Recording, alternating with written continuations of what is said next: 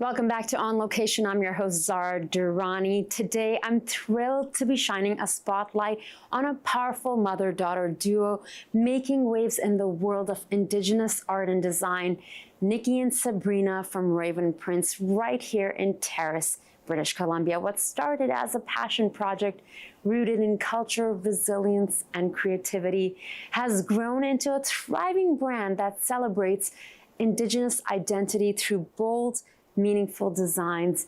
Nikki brings the heart and Sabrina brings the artistic soul, while her brother, Luna, helps run the business. They've built something that's not just visually striking, but deeply personal and community-driven.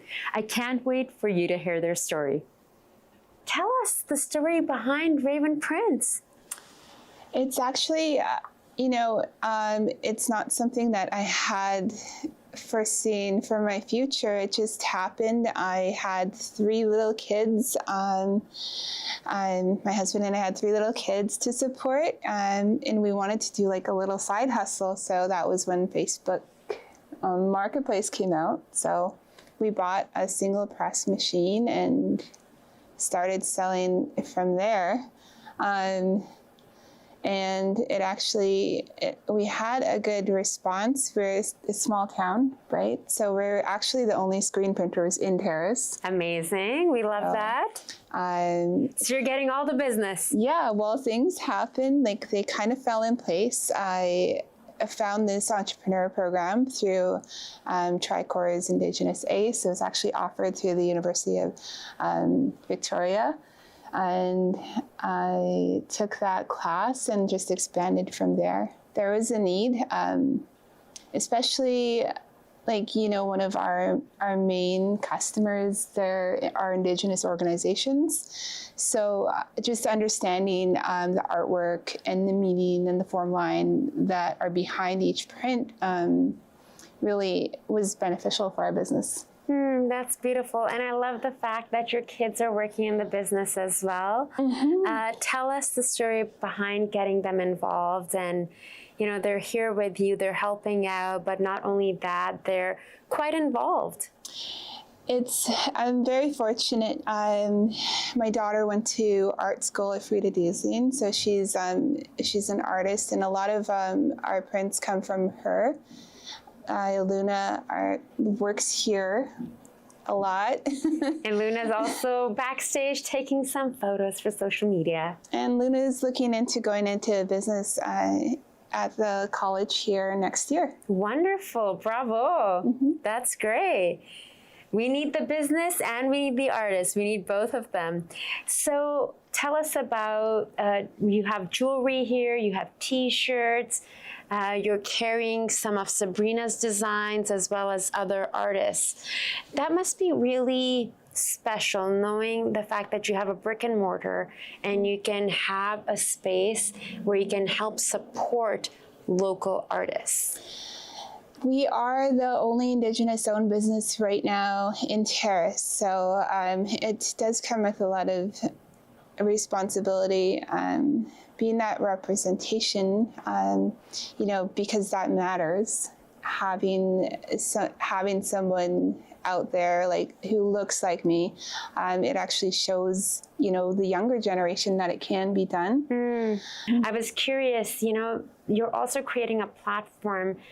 Do you have a lot of Sabrina's designs here, from t-shirts and sweatshirts and earrings and jewelry, keychains, but you also have other artists. So the fact that you can have a platform, a brick and mortar store where you can highlight local artists, and I'm sure you must have heard from them that how much it means to them that this is a fully Indigenous-owned store and their work is being sold here. So that is a dream. We're working on bringing in more artists so they can actually, because a lot of places do take a high commission, and it would be great to have artists actually make some money for themselves to be able to support themselves. And a lot of our prints here are local Indigenous language with a lot of history behind them.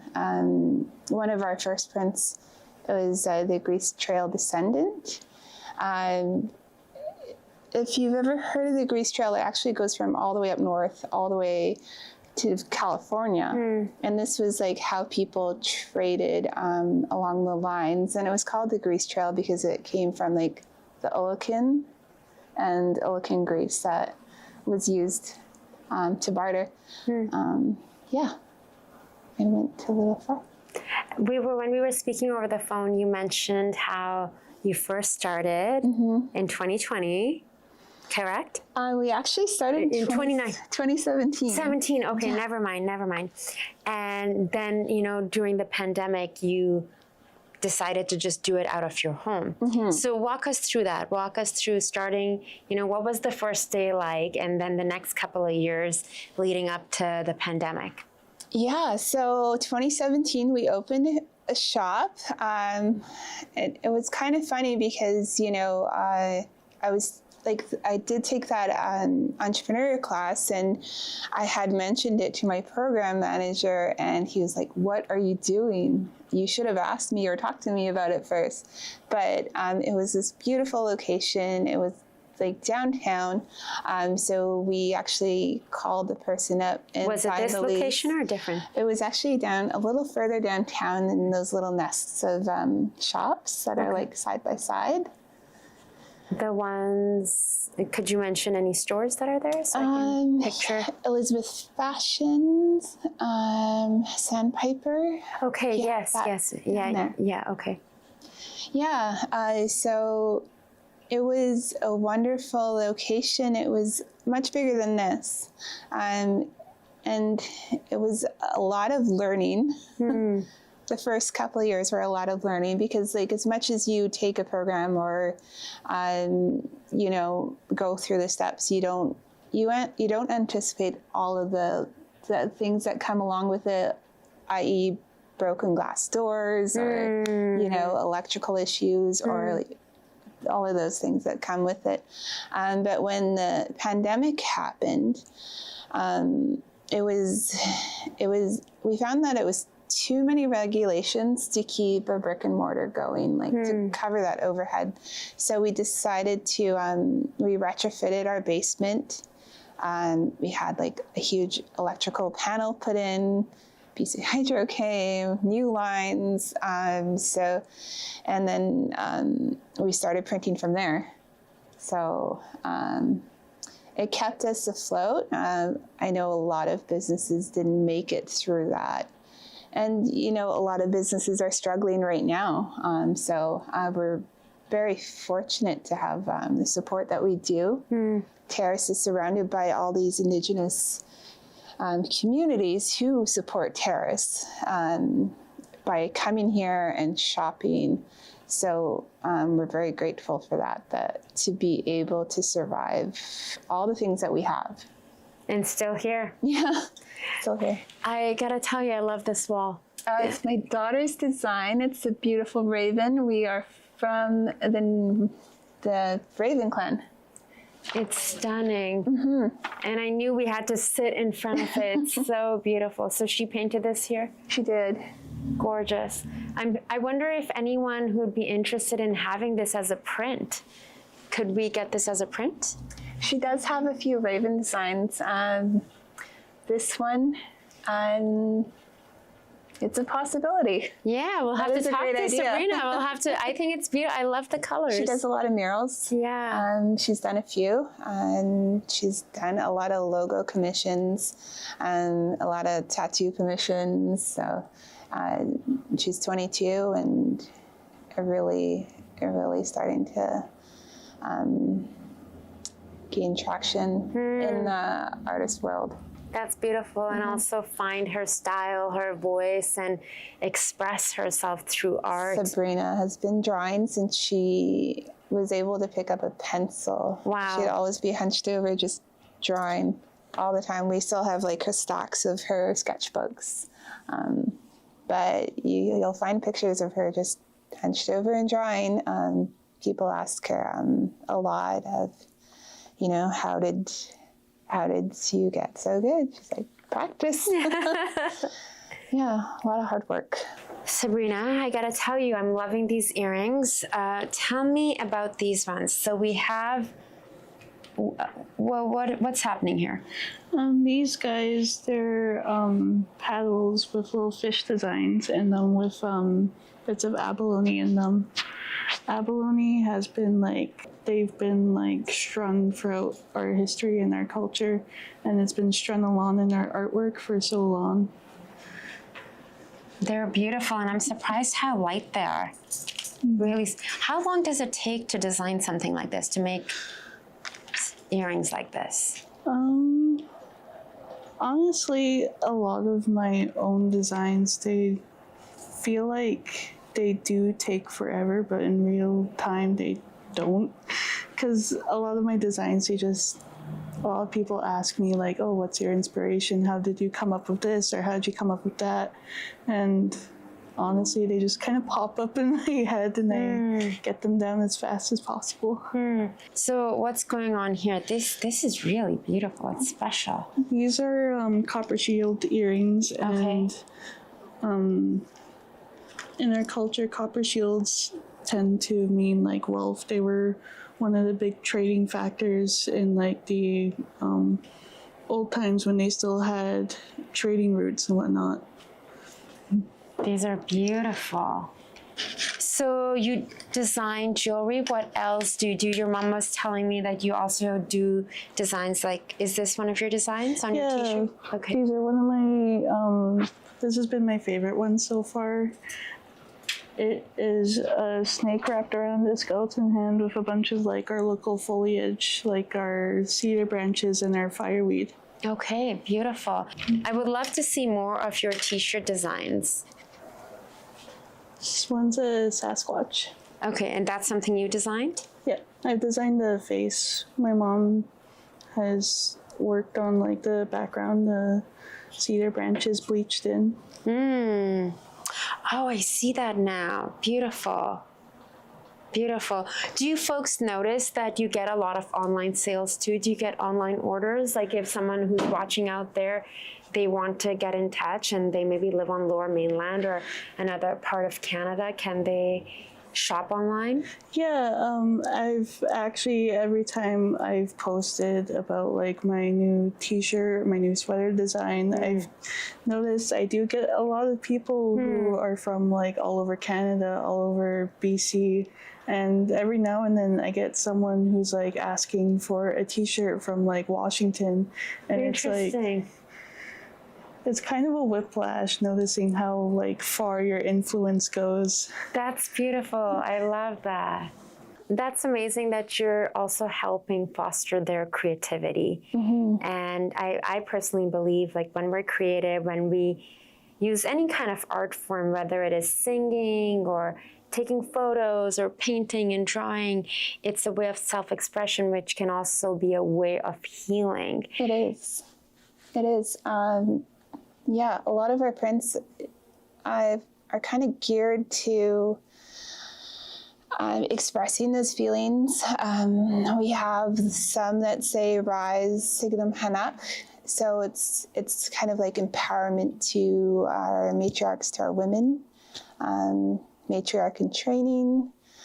I see this T-shirt right here, matriarch in training. Yeah, there's one that says "Dachget." It just means strength. Honor your ancestors. A lot of prints like that.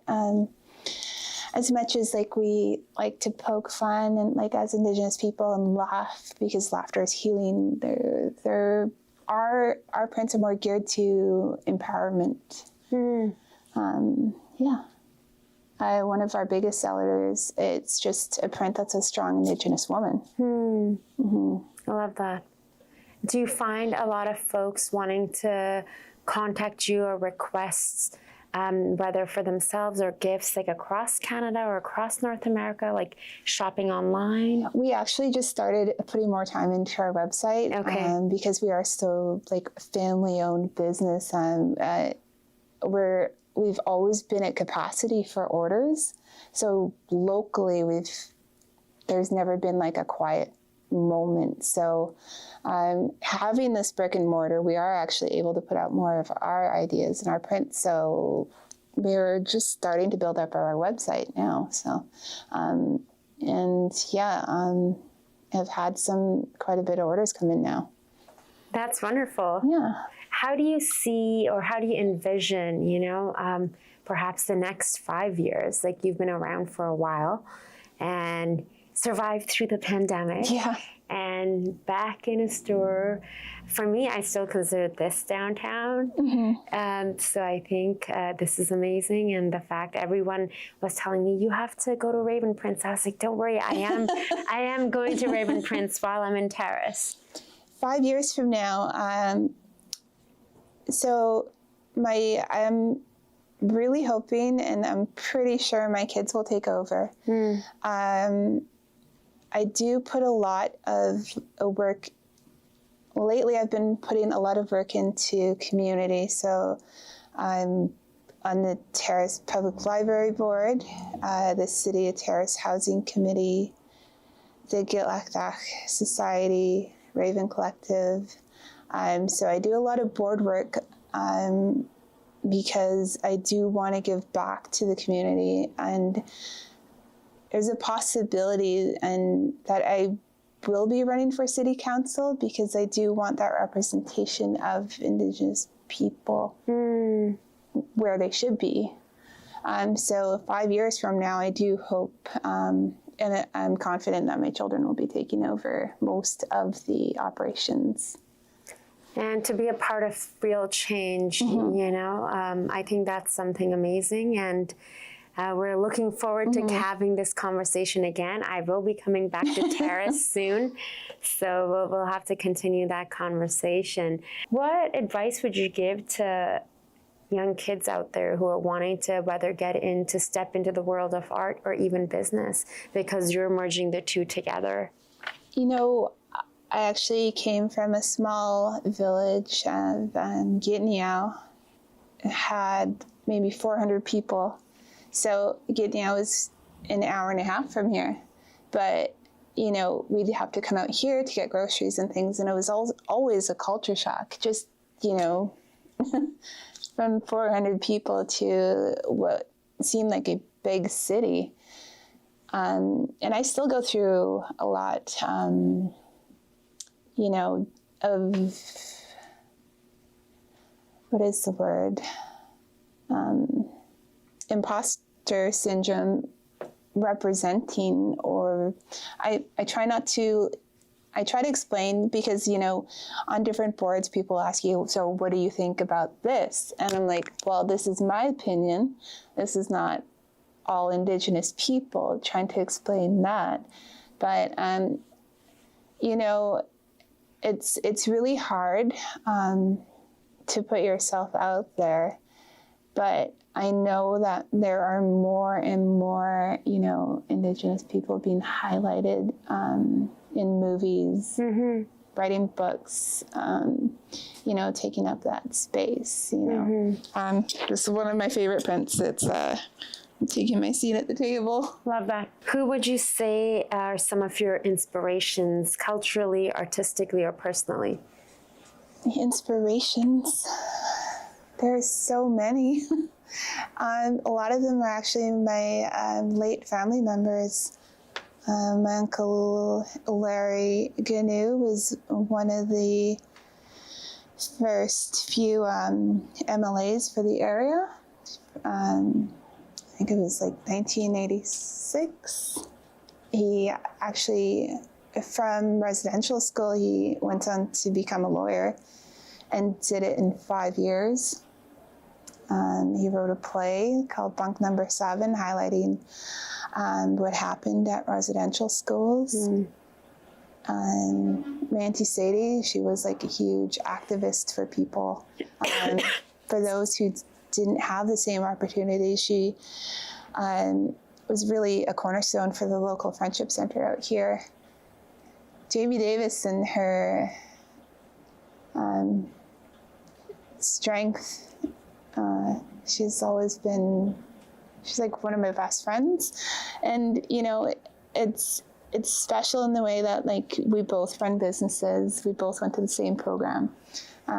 She's inspired me to become, you know, a sober person. I'll be hitting 3 years in November. Amazing. Congratulations. And it's like the best decision I've ever made.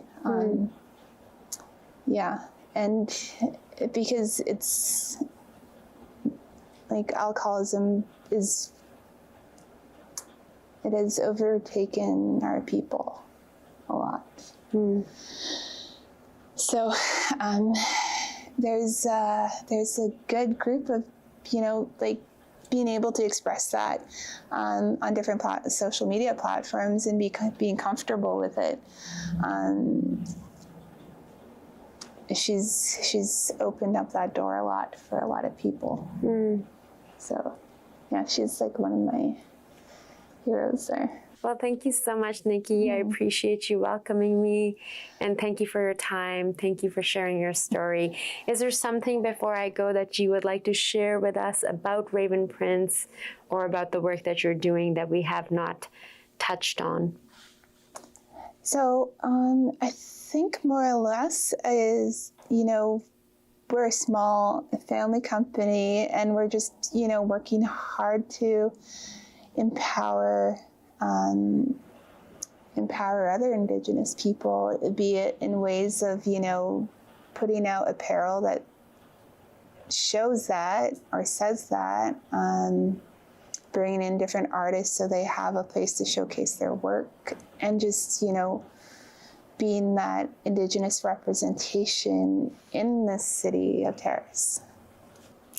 Raven Prince is more than just a business. It's a beautiful reflection of culture, family, and artistic empowerment. A huge thanks to Nikki, Luna, and Sabrina for opening their hearts and their journey, and Raven Prince to us and welcoming us today. If you haven't yet explored their work, please make sure to do so by stepping into their store here in downtown Terrace. And if you like, you can also visit their website to shop and support this Indigenous business online. In the meanwhile, keep shopping local, keep supporting Indigenous creators, and celebrating the voices shaping our communities in such bold and meaningful ways. Until next time, I'm your host, Zara Durrani, and this is On Location in Terrace, British Columbia.